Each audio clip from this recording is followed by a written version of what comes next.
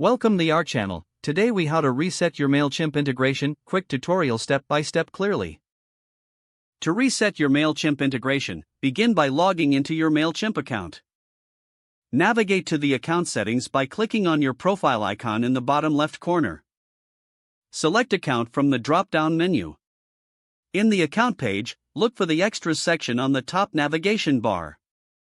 From the extras section, click on API keys. Here, you'll find a list of your existing API keys. Identify the API key associated with the integration you wish to reset. To reset it, click on the Delete button next to the API key.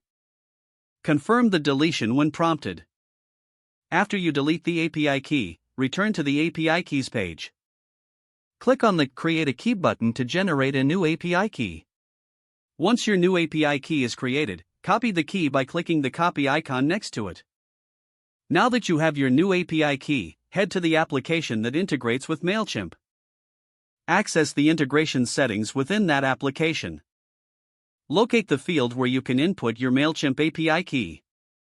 Paste the newly created API key into that field. Save the changes to update the integration with your new key. To ensure everything is working correctly, test the integration. Check for any errors or issues during the testing phase. If everything functions smoothly, your Mailchimp integration has been successfully reset. Congratulations on completing the process. If the page does not load, refresh the browser or try again in a private or incognito window.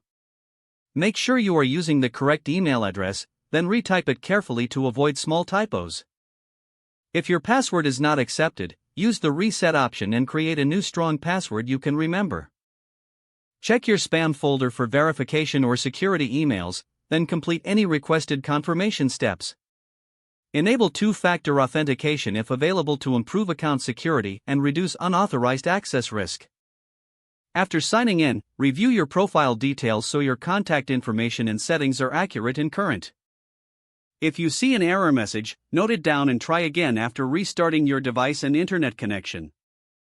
Log out when you finish, especially on shared devices, to keep your account and payment information secure. Don't forget to like this video and subscribe to our channel for more step-by-step tech guides.